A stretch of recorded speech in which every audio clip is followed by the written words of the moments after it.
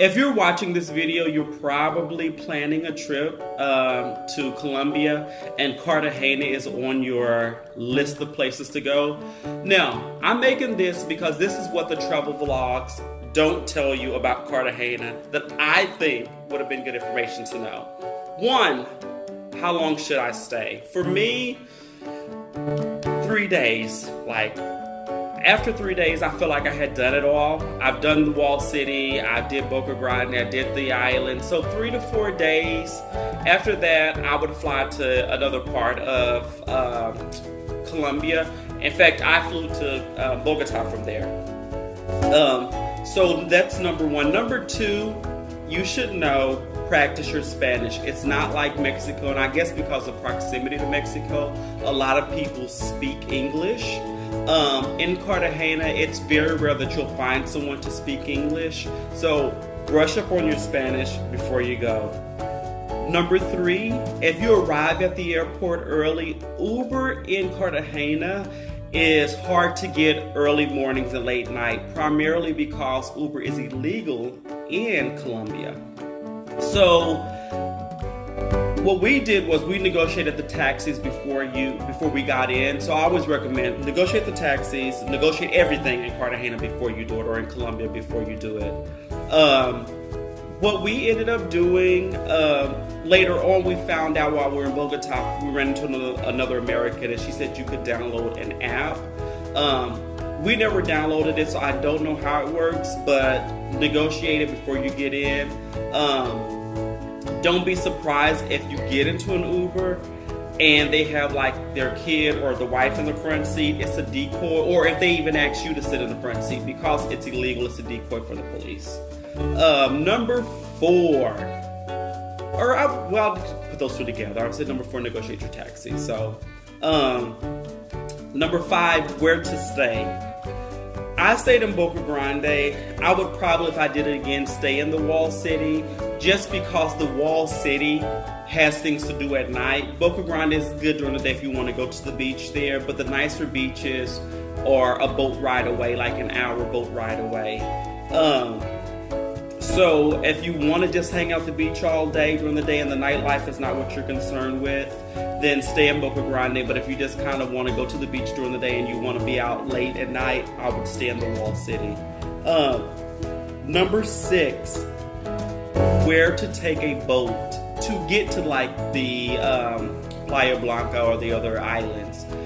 Our hotel ended up charging us 175,000 pesos per person, which included a bus ride to a place that we could have just caught a taxi to. So I recommend, there's a place, like a port right across from the walled city, the clock in the walled city.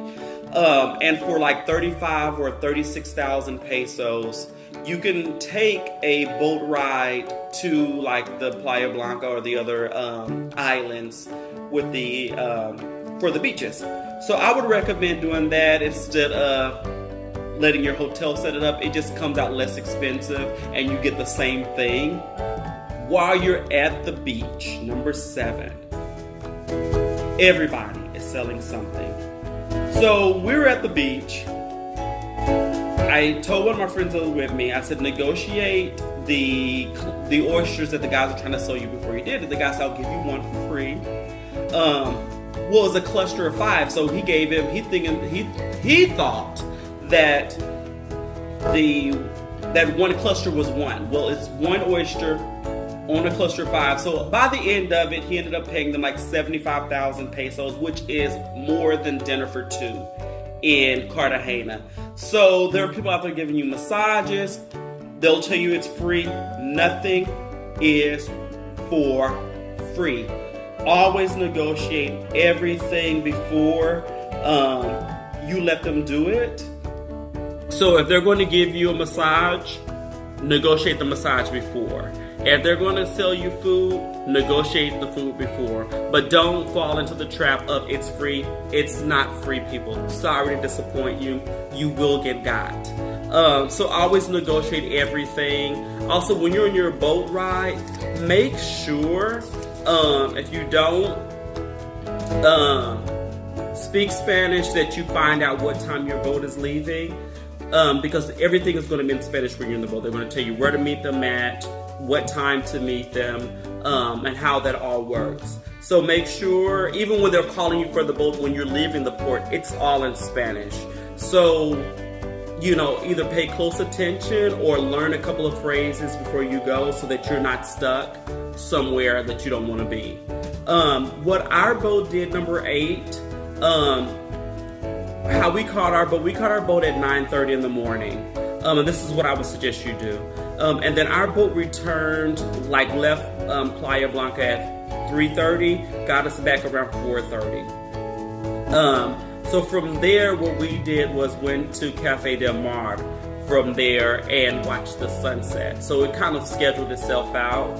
If you go to Playa Blanca, I would like to swim a lot, so I ended up buying wet shoes before for just swimming here locally. I wore them to the beach, and I'm glad that I did because it was kind of rocky where we were. So if you can get some wet shoes from your local retail store before you get there, that would be great. I think that's pretty much everything.